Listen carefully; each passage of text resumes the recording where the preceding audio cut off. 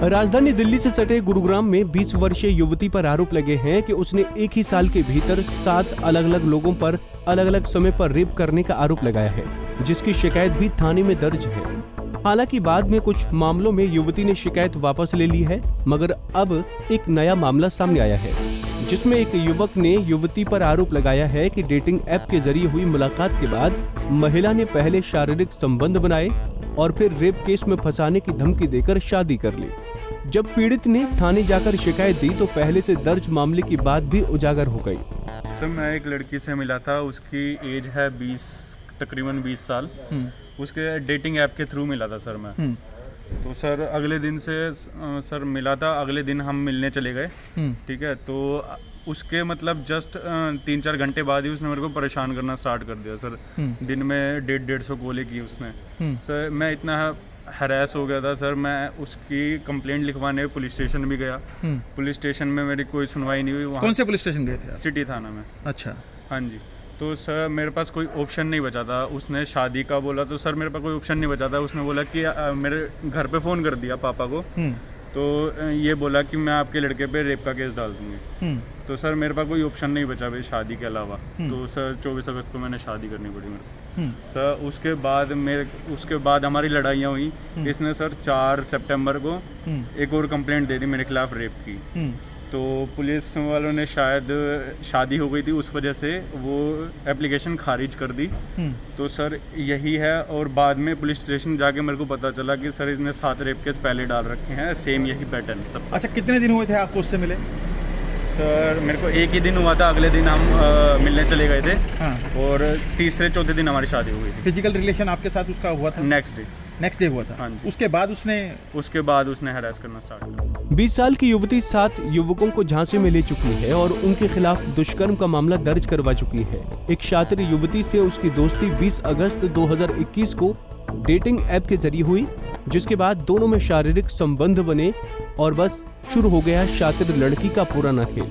उसके बाद युवक के खिलाफ भी दुष्कर्म का मामला दर्ज करवाने थाने जा पहुंची, लेकिन पुलिस ने शादी होने की वजह से मामला खारिज कर दिया। इस मामले को उजागर कर तफ्तीश तक ले जाने वाली एक्टिविस्ट दीपिका नारायण भारद्वाज की माने तो उन्हें इस गंभीर मामले की जानकारी पीड़ित द्वारा ही दी गई थी, जिसके बाद वो जुट गईं उन तमाम लड़कों से मिलने और हकीकत की तह तक जानने में। गांव में पिछले सिर्फ 1 साल में एक महिला है, उसका नाम नहीं ले सकते क्योंकि हमारा कानून ऐसा है, उसने 7 अलग अलग लड़कों के ऊपर 7 अलग अलग पुलिस स्टेशन में बलात्कार की कंप्लेंट्स करवा रखी हैं। और इल्ज़ाम सभी पे एक ही रहता है कि इन्होंने मुझसे शादी का वादा किया और उसके बाद इन्होंने मेरे साथ रिलेशनशिप बनाया और मेरा रेप हुआ है। अलग अलग थानों में गुड़गांव के 7 जो है कंप्लेंट्स जो है इस लड़की ने रजिस्टर करा रखी है। इनमें से ज़्यादातर लड़के जो हैं जेल जा चुके हैं। कोई 9 महीने रहकर आया है, कोई 3 महीने रहकर आया है। एक लड़का अभी तक जेल में है। 2 मुकदमे जो है पुलिस झूठे पाए जा चुकी है। जो सबसे पहले सितंबर 2020 में इसने मुकदमा किया था, उसमें इसने बोला मैंने तो गलत फहमी में रेप की कंप्लेंट करवा दी थी, इसलिए मैं कोई कार्यवाही नहीं चाहती हूँ। ये लड़की पैसे की उगाही के लिए और ज़बरदस्ती लोगों से शादी करने के लिए इस तरह के मुकदमे कर रही थी। मेरे से एक लड़के ने कांटेक्ट किया जिससे इसने ज़बरदस्ती 24 अगस्त को शादी कर ली आर्य समाज मंदिर में, यही कह के कि मैं तुझे रेप के केस में फंसा दूंगी अगर तू मुझसे शादी नहीं करेगा। 3 दिन पहले लड़की उससे मिली थी और 3 दिन में इसने उससे शादी कर ली। तो मैंने कमिश्नर ऑफ पुलिस में सीपी ऑफिस में कंप्लेंट करी थी 19 अक्टूबर की जी, लेकिन उन्होंने कुछ बहुत ज़्यादा सीरियसनेस से इस मुद्दे को लिया नहीं। तब मैंने प्रीति मैडम को फ़ोन करके बोला कि मैम सिर्फ महिलाओं की सुरक्षा होती है क्या? एक महिला इस तरह से कानून का बेजा इस्तेमाल कर रही है तो मैम आप कुछ करेंगे क्या? And thankfully Preeti Bhardwaj ma'am ने जो है इमीडिएटली कॉग्निजेंस लिया और उन्होंने SIT फॉर्म करने के लिए बोला है DGP हरियाणा को। तमाम लोगों से मिली हैं आप जो भी इसमें एक्यूज थे रेप के केस में, अब तो विक्टिम हो गए हैं क्योंकि 2 केस झूठे पाए गए हैं। क्या कुछ उनकी तरफ से कहना था उनका? जी, बहुत ज़्यादा डरी हुई फैमिलीज़ हैं, बहुत ज़्यादा डरी हुई फैमिलीज़ हैं। मैं मतलब एक्सप्लेन नहीं कर सकती कि ये लोग कितने ज़्यादा डरे हुए हैं। और मैं ये सोचती थी कि जब इतना ज़्यादा ओपनली इतना ज़्यादा ब्लैकमेल का केस है तो इतना क्यों डरे हुए हैं। लेकिन जब मैंने वो वीडियोस देखी, जब मैंने उनके प्रूफ्स देखे, इतनी गंदी गंदी गालियाँ ये लड़की देती है। सब इन लोगों के घर पे जाके बाहर उसने तमाशे किए हुए हैं। पुलिस ने किसी की भी कोई सुनवाई नहीं की है।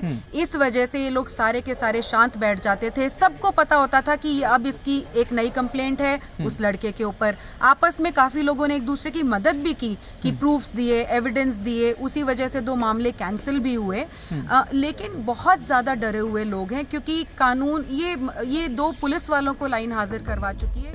दीपिका की माने तो सभी युवक 20 से 24 वर्षीय थे, जिन्हें इस शातिर युवती ने आसानी से प्रेम जाल में फंसाकर एक के बाद एक 7 युवकों के खिलाफ गुरुग्राम के अलग अलग थानों में दुष्कर्म के मामले दर्ज करवा चुकी हैं। दीपिका की माने तो सभी युवकों की कहानी एक जैसी ही है। कुछ के परिवार आत्महत्या करना चाहते थे, लेकिन अब जब महिला आयोग ने इस मामले पर संज्ञान ले डीजीपी हरियाणा और गुरुग्राम पुलिस कमिश्नर को इसकी तफ्तीश की सिफारिश की है, तो इनकी जान में जान आई है।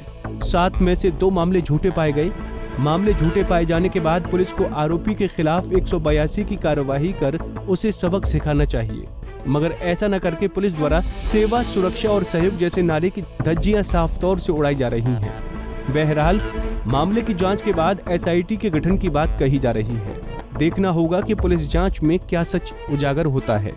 गुरुग्राम से मोहित कुमार, पंजाब केसरी टीवी। हमसे जुड़े रहने के लिए हमारे YouTube चैनल को सब्सक्राइब करें और नई वीडियो की नोटिफिकेशन के लिए बेल आइकॉन को दबाएं। अगर आप ये वीडियो Facebook पर देख रहे हैं तो लाइक जरूर करें और ज्यादा से ज्यादा शेयर करें। धन्यवाद।